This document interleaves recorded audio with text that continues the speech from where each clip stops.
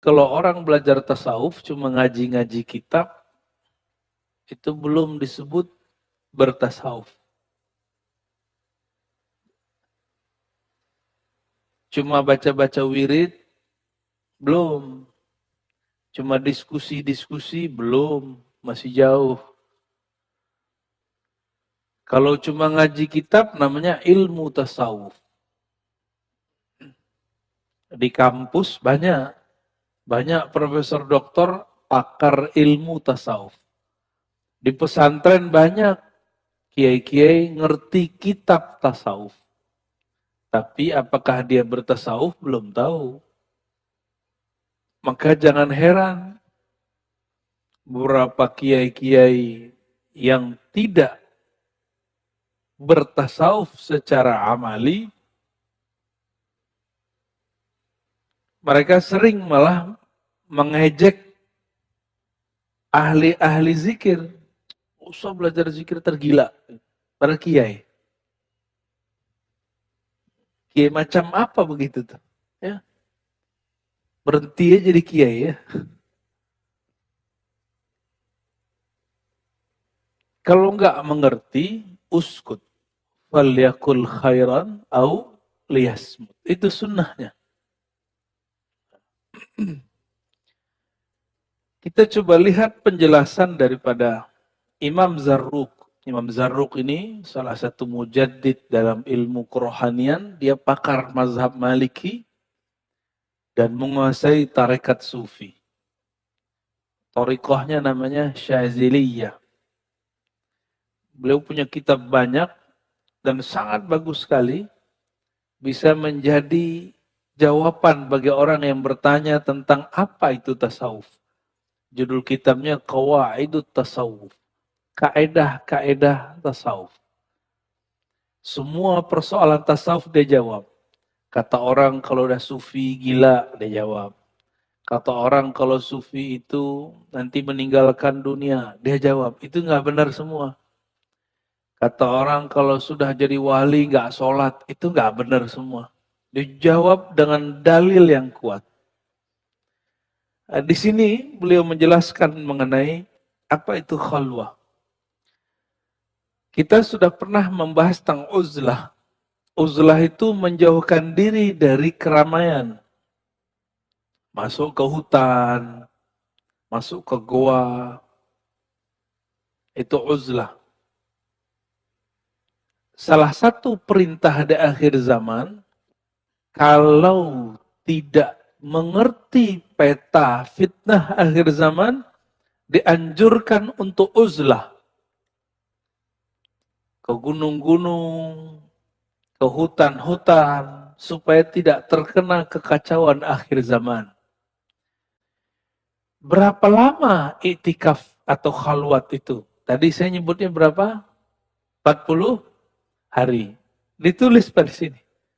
Sebenarnya la hadda indal qaum. Ulama-ulama ahli zikir tidak pernah membatasinya. Namun idealnya 40 hari. Seperti Sayyidina Musa.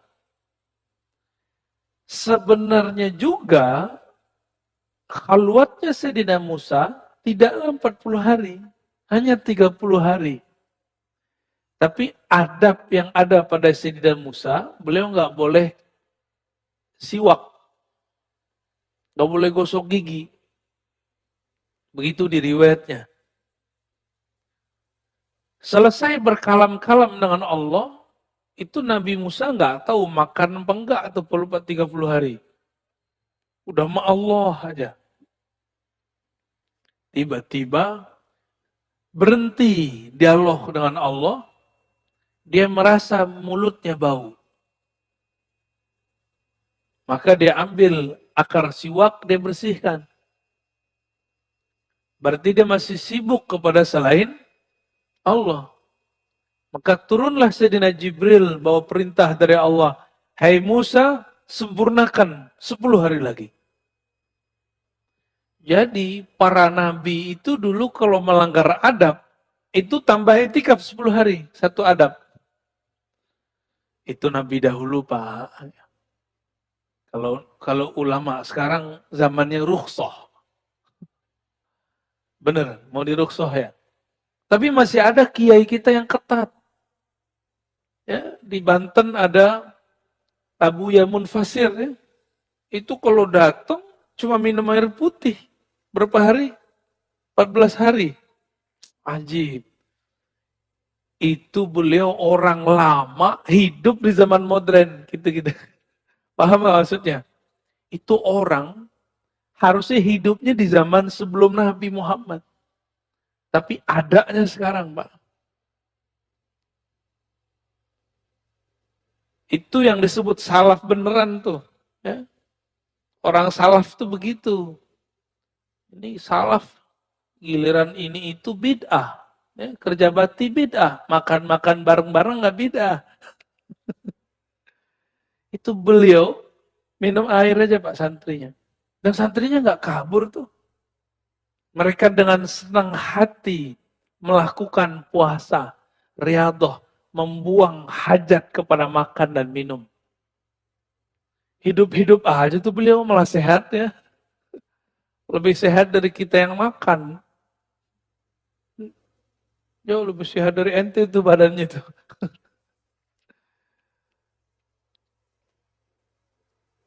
Wal qasdu fil haqiqah salasun. Pada dasarnya 30 hari. Idhiya aslul mu'adah. Karena pada dasarnya dari 30 digenapkan menjadi 40. Ya. Wa aqalluha asyaratun li'tikafihi sallallahu alaihi wasallam. Minimal i'tikaf itu 10 hari. Ini versi kitab lah Pak. Kalau versi saya enggak. Aqalluha yaum wa laylah. Minimal 1 hari 1 malam.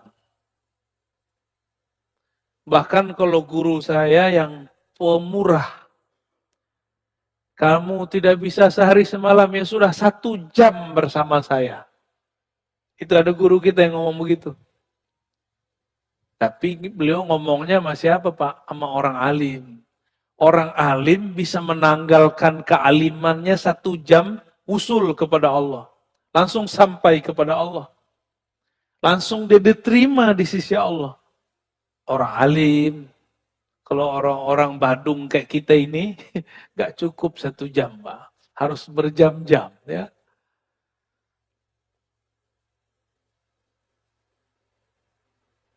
Apa tujuannya? Tathhirul qalbi min adnasil mulabasah. Membersihkan kolbu dari kotoran yang disebabkan jika kita bergaul banyak dengan orang. Kita ini 2 aja, mempengaruhi, dipengaruhi. Benar gak? Antum nih, kalau enggak kita yang rame, kita diramain orang. Khalwat itu gunanya supaya mensterilkan kolbu dari kita jadi penyebab orang lain kena noda-noda akhlak. Itu lebih kurang. Wa ifradul qalbi li dzikrin wahidin. Lalu, ini yang tidak ada pada itikaf zaman now. Zaman now itu, lagi-lagi saya katakan, karena yang nyeting itikafnya, yang buat kurikulum itikafnya tidak pernah itikaf yang bersambung sanad itikafnya dari Rasulullah. Jadi itikaf itu ada ijazahnya dari Rasulullah kepada sahabat terus sampai kepada mursyid zaman sekarang. Tiba-tiba ada ustadz pengurus masjid buat itikaf. Lah sanadnya dari mana? Akhirnya buat ala-alaan tadi. Padahal kalau itikaf tidak hanya kemudian meninggalkan kesibukan duniawi, tapi ada tambahannya. Ifradul qalbi li zikrin wahid. Menkhususkan kolbu membaca 1 zikir. Makanya kami dulu, saya alhamdulillah dapat izin dari Allah Subhanahu wa taala di masa masih muda. Sangat muda sekali. Sekarang juga masih muda, Pak. Mudah-mudahan. Sekitar umur 13 tahun kita itikaf cuma ngamalin zikir Allah. Allah. Allah. Itu aja yang saya amalkan. Sekitar 40 hari kita cuma zikir Allah, Allah. Nikmatnya bukan main. Ya. Itulah saya merasakan. Sholat itu nikmat, baca Quran itu setelah 40 hari nikmat. Selama 40 hari saya cuma boleh baca Quran, baca ba'da asar sebelum maghrib. Aslinya pun dilarang kalau bukan orang santri. Karena kita santri diizinkan. Supaya fokus. Karena nanti setelah itu juga ada namanya khalwat Quran. Khusus Quran aja. Sebelum khalwat Quran, berkhalwatlah dengan yang menurunkan Al-Quran. Maka akan terasa syahdu kalau baca Quran. Benar, setelah 40 hari kita baca Al-Fatihah. Belum selesai satu ayat, sudah terisak-isak. Lanjut satu ayat, bertambah rindu kepada Allah Subhanahu wa ta'ala. Karena bertemulah zikir lisan dan zikir kolbu. Jika dia bertemu, terjadilah kerinduan yang mendalam. Bergetarlah kolbu. Kenapa kita ini baca Quran gak bergetar? Karena baca Quran pakai nafsu. Pengen tamat satu hari, satu juz. Itu namanya pakai nafsu. Boleh begitu. Tapi ada tekniknya. Ulama kita dulu ada tekniknya. Fami bisyaukin. Ya, yang ngerti, yang pernah nyantri itu paham maksud saya itu. Fami bisyaukin itu sekitar 7 hari khatam. Seminggu khatam. Khatam Quran. Fami, fa al-fatihah, mi, mim, al-ma'idah. Dari surah al-fatihah sampai al-ma'idah. Berapa juz tuh? 4 atau 5 ya? 4,5 lah ya. Itu ada tekniknya. Dan kita pun dapat sanatnya itu.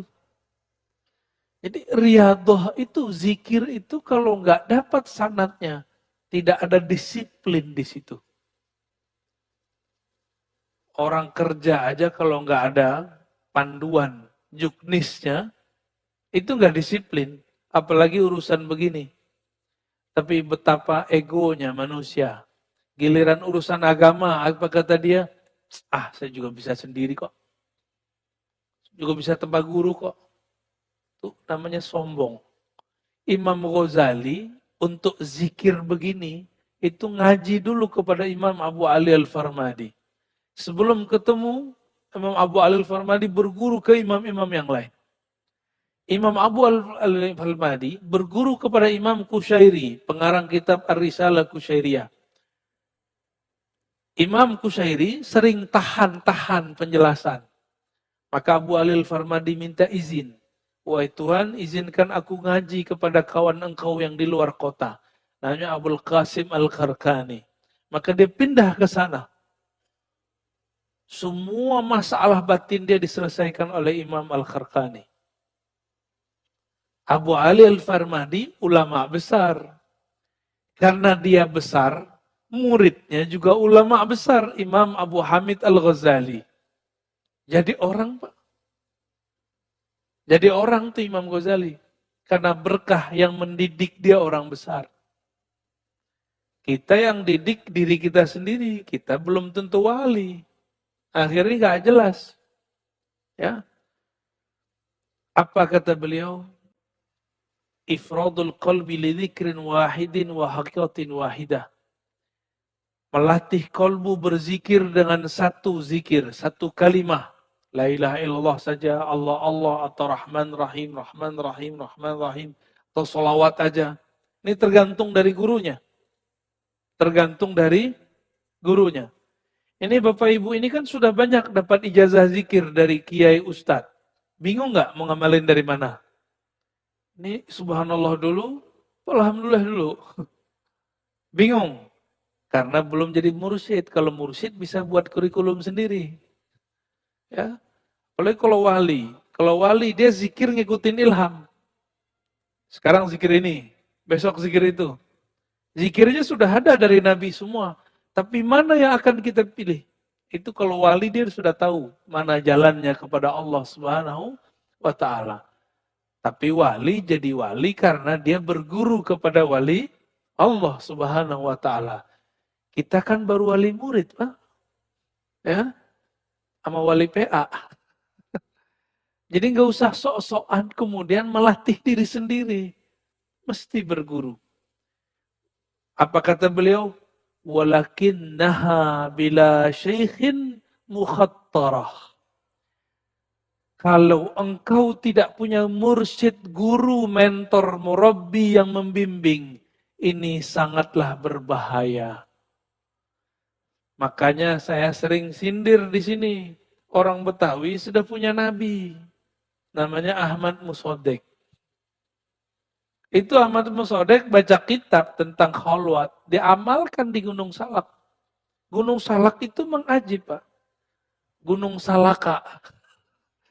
Salaka itu kalau bahasa santri itu artinya suluk. Cocok logi. Dan memang itu cocok untuk khalwat. Gunung Salak itu. Namun kalau tidak ada yang membimbing, ya ujung-ujung begitu. Dapat naik pangkat dia. Dari orang biasa jadi nabi. Itulah nabi ke-26 di Indonesia ya. Masya Allah. Walaha futuhun azim wa qad la tasihhu bi aqwam falya'tabir kullu ahadin biha halah. Khalwat itu, riyadhah khalwat itu ada futuh azim. Ada penyingkapan yang luar biasa kalau dilakukan. Ini ilustrasi. Santri belajar atau siswa belajar di rumah sama di sekolah. Beda nggak? Sekolah itu sama seperti khalwat. Ada kurikulumnya, ada gurunya. Lebih cepat biasanya anak itu paham di pesantren daripada di rumah. Makanya sampai sekarang kiai-kiai paham. Akhirnya dibuatlah pesantren menjadi tempat isolasi. Maksudnya apa? Jadi anak-anak nggak usah belajar di rumah. Isolasikan di pesantren. Maka Bapak Ibu nggak usah sok-sok protokoler. Kalau anaknya pesantren, mas biarin aja di situ. Karena di pesantren tuh aman. Jangan sok-sok. Ntar tukang dapurnya gimana? Ntar ininya gimana? Udah itu beres sudah. Ya. Kita yang ngomong begitu, kadang kita lebih tidak protokoler daripada orang-orang di pesantren. Di pesantren udah mereka kuat disiplinnya, kuat juga doanya. Ya. Ada satu majelis, orangnya dempet-dempet terus Pak. Waktu pandemi lagi kenceng, itu majelisnya jalan terus. Amalannya cuma rotibul haddad, rotibul attas. Dan tidak ada satupun majelis, orang majelis kena corona. Tapi ketika majelisnya diliburkan, anggota majelis pada liburan. Pulang-pulang dari liburan menjadi LC, lulusan COVID. Itu kejadian, karena kekuatan zikir. Ketika dia keluar, dia tidak dijaga lagi di zikir.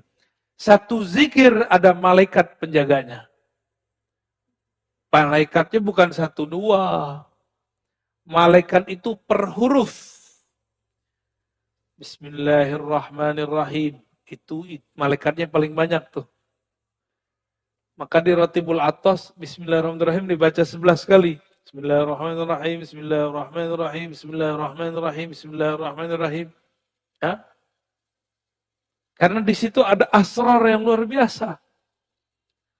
Cuma kita kan nggak ngerti, main baca-baca aja ya. Akhirnya nggak punya adab lagi baca, padahal malaikat lagi hadir. Ini majelis begini aja malaikat banyak hadir, Pak. Maka malu sama malaikat, ya. Jaga-jaga adabnya. Jangan ingat-ingat duniawi di sini, ya.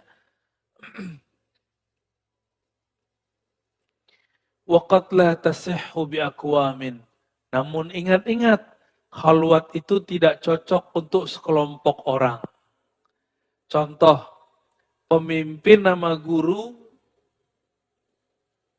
sama karyawan, cocok nggak? Pegawai PNS, cocok nggak? Kecuali dia dapat cuti. Pemimpin kalau berkhalwat, hancur nggak negeri? Ulama, guru kalau berkhalwat, hancur nggak pesantren? Terus aparatur negara berkhalwat, gawat. Oleh karena itu, khalwat ini cocok untuk orang-orang yang punya waktu luang. Kayaknya WFH itu kesempatan khalwat banyak, cuma kan udah mau selesai. Kecuali nanti datang lagi pandemi baru. Ya, antum doa, janganlah. Dia bakal datang-datang sendiri, nggak usah doa. Ya.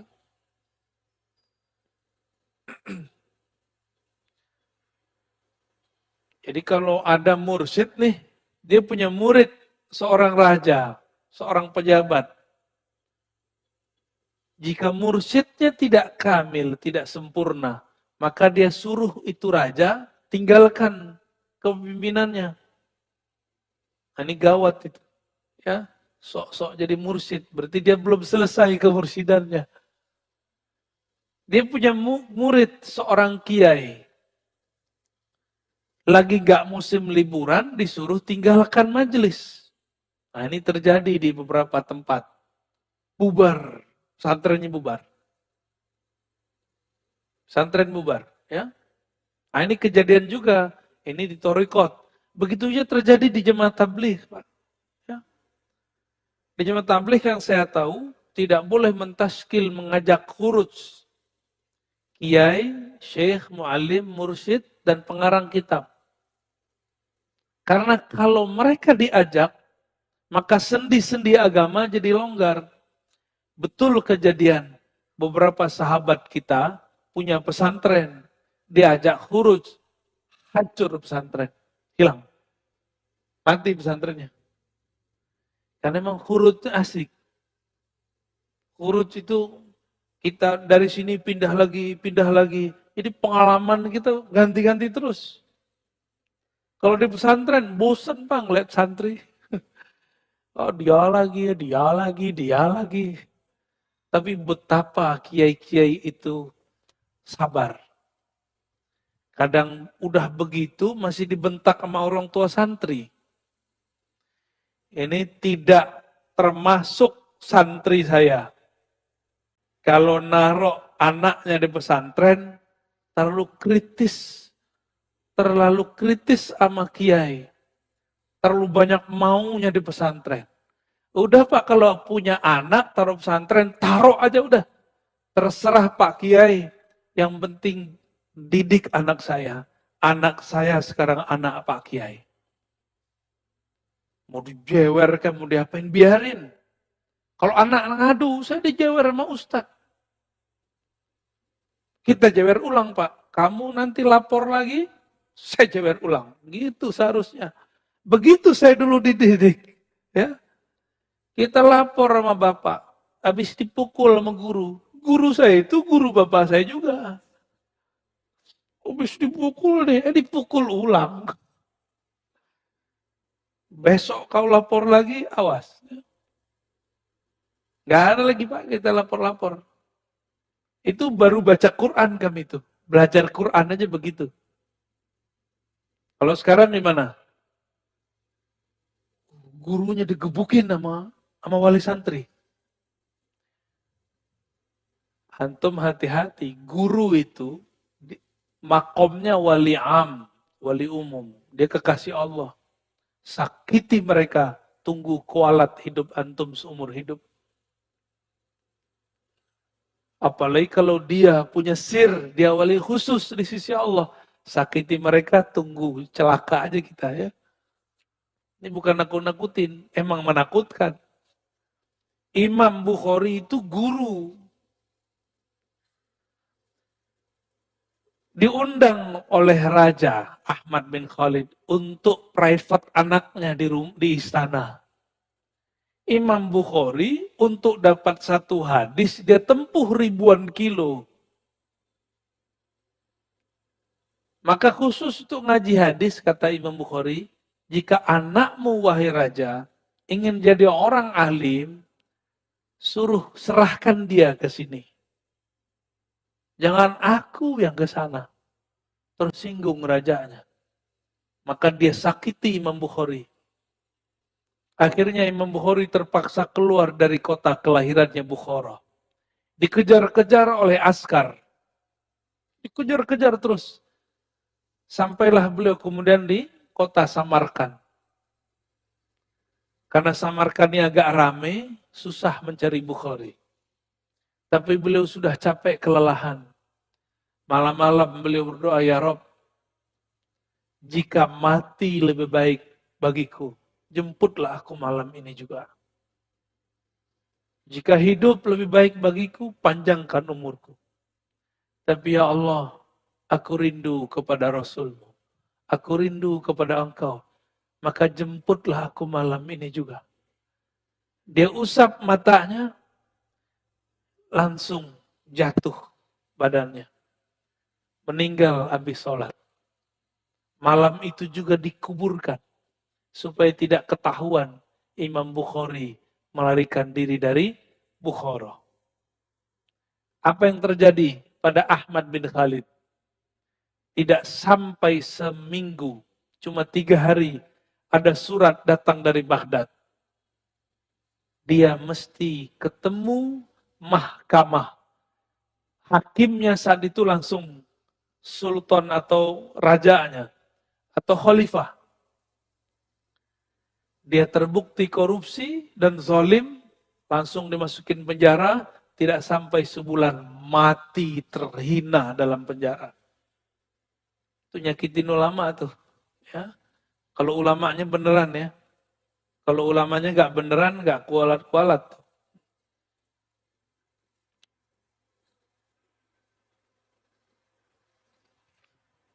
Udah sejam.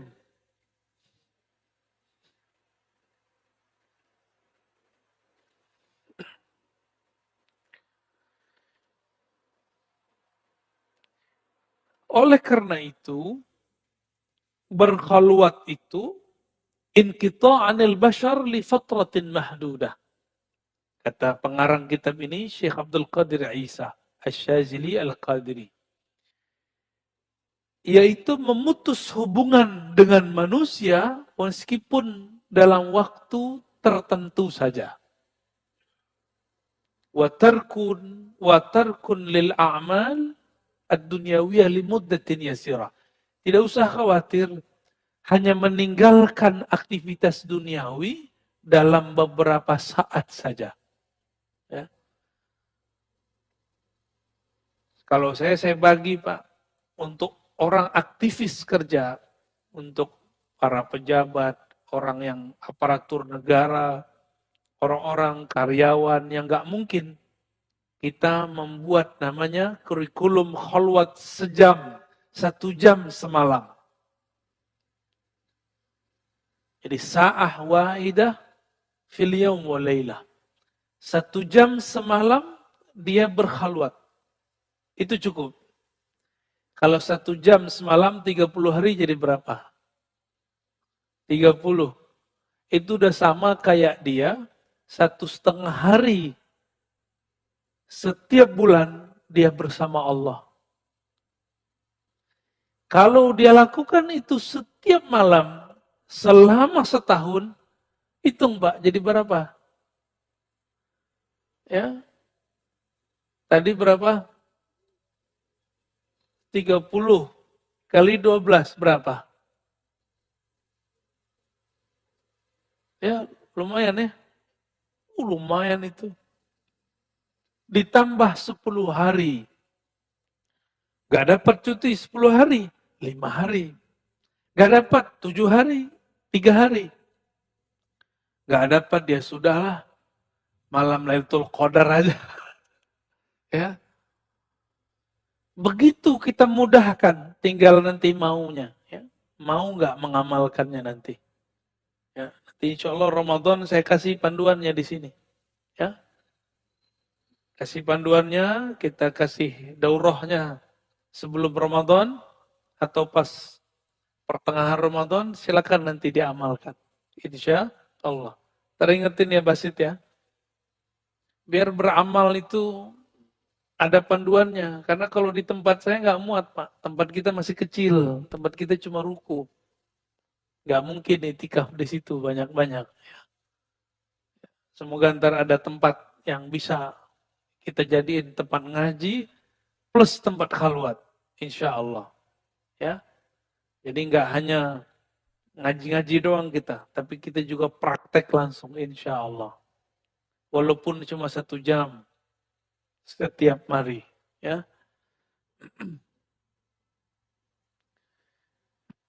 Bapak Ibu, senang nggak nonton satu judul? Ya, filmnya kita suka genrenya. Khalwat itu kalau sudah tahu tekniknya mirip kayak nonton. Tahu-tahu sudah 2 jam. Gitu. Tahu-tahu udah sehari semalam. Ada orang, teman saya, kerjanya nonton terus dibayar, Pak. Tahu-tahu udah 2 hari. Dapat duit. Kan enak tuh ya. Tapi nggak usah khawatir. Kalau ini Bapak bukan lagi cari materi. Berzikir latihan untuk mengosongkan dunia dari kolbu. Karena kebahagiaan kita setiap kali kita mampu mengosongkan selain Allah dalam kolbu. Kolbu itu bahagianya cuma dengan Allah. Ala bidzikrillah tatmainnul qulub. Jika masuk selain Allah, dia kolbu gelisah. Masuk titik baru lagi, digelisah, bergelisah, begitulah terus.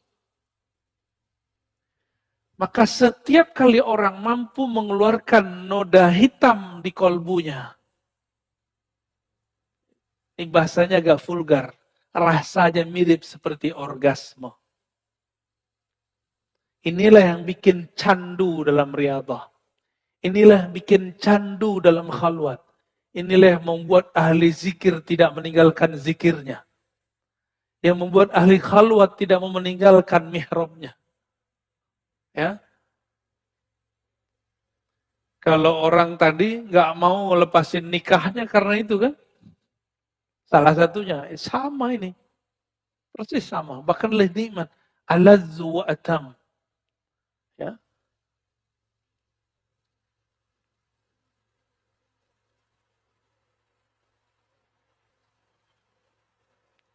Jadi kalau kita buat definisi, apa itu khalwat?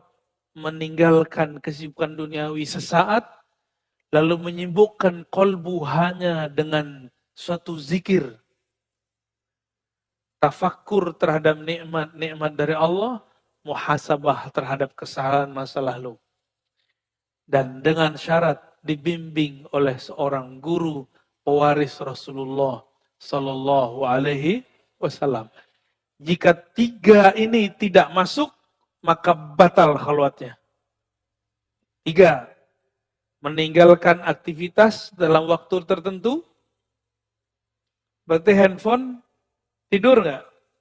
Nah, idealnya kalau khalwat, handphonenya ditaruh, disimpan ke mentornya. Cuma dulu kemarin-kemarin kita buat rukhsah. Boleh buka handphone 15 menit atau setengah jam sebelum berbuka. Itu sinyal langsung kredit, Pak. Tiba-tiba semuanya demam. 15 menit, setengah jam sebelum. Tapi apa efeknya? Dalam setengah jam itu mereka lupa kepada Allah. Tapi gimana lagi? Gak begitu, gak ada mau khalwat. Gak apa-apalah. Ya, habis itu kita hantam lagi, hajar lagi dengan zikrullah. Dua. Yang ketiga apa tadi? Yang pertama meninggalkan, yang kedua tadi zikir khusus. Yang ketiga dibimbing oleh seorang guru. Ya, guru ini misalnya punya tim, nah, dibimbing oleh tim-tim dia ini yang sudah punya pengalaman. Insya Allah khalwatnya, itikafnya nanti berefek ke dalam diri. Ya,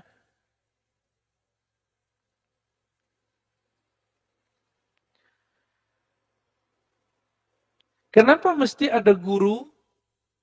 Kalau kita ada was-was, nanti tinggal tanya kepada guru. Oh, ternyata orang kalau lagi khalwat, tidak semuanya mulus.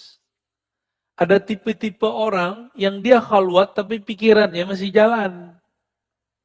Di saat dia berkhalwat, apa yang terjadi? Was-was muncul. Jika was-was sudah muncul, ada yang sanggup melawannya, ada yang tidak sanggup. Ya, disinilah terjadi, mohon maaf, kenapa ada orang khalwat tiba-tiba miring karena tidak dibimbing oleh guru. Ya, nah, di dalam kitab ini, di halaman 199 dikatakan, was-was itu ada dua. Ma yu'lamu qat'an anallah ta'ala munazzahun ana. Was-was yang datang dari setan dan diketahui secara pasti.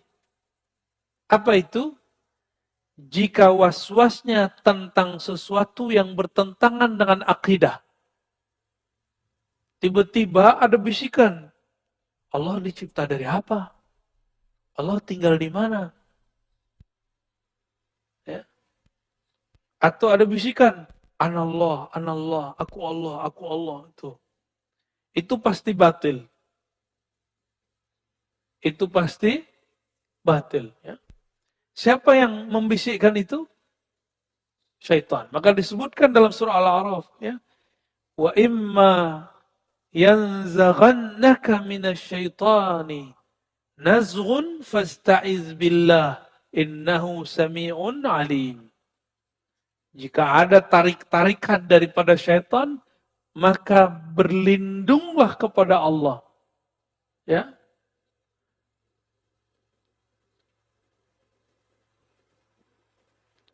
Itu sering terjadi, Pak. Maka untuk melawan ini, Imam Al-Qushairi itu mewajibkan sebelum belajar, sebelum khalwat, wajib belajar akidah Ahlus Sunnah. Supaya nggak mikir-mikir tentang Allah aneh-aneh.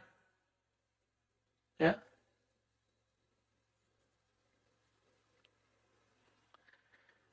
Lalu ada yang bukan was-was. Dia ilham. Mimpi. Ilham mimpinya barangkali mengganggu dia. Tapi tidak menyimpang. Nah, hal ini harus dilaporkan kepada mentornya. Mentornya harus lapor kepada gurunya. Nanti ketahuan itu ya. Teruskan ambil atau tidak. Jadi itu ada teknik-tekniknya. Beberapa murid kalau zikir, kadang-kadang dia halu. Yang datang setan, tapi nyerupai wali. Bisa Pak, wali masih bisa diserupain sama setan. Yang tidak bisa diserupain oleh setan, cuma Nabi Muhammad SAW. Wali punya korin nggak? Korinnya bisa datang. Tapi Bapak kalau tahu nama ruhaninya si wali, tinggal sebut namanya. Maka yang datang pasti dia, bukan korinnya. Maka saya tidak percaya dengan semua mimpi orang atau pengalaman batin orang ketemu Syekh Abdul Qadir, Syekh Syazili, Syekh Ahmad bin Idris Al-Idrisi. Saya nggak langsung percaya. Ya. Nah ini ada pengalaman. Saya baru dari Banjar asli Pak, ini kan Banjar palsu ini, Banjar Wijaya.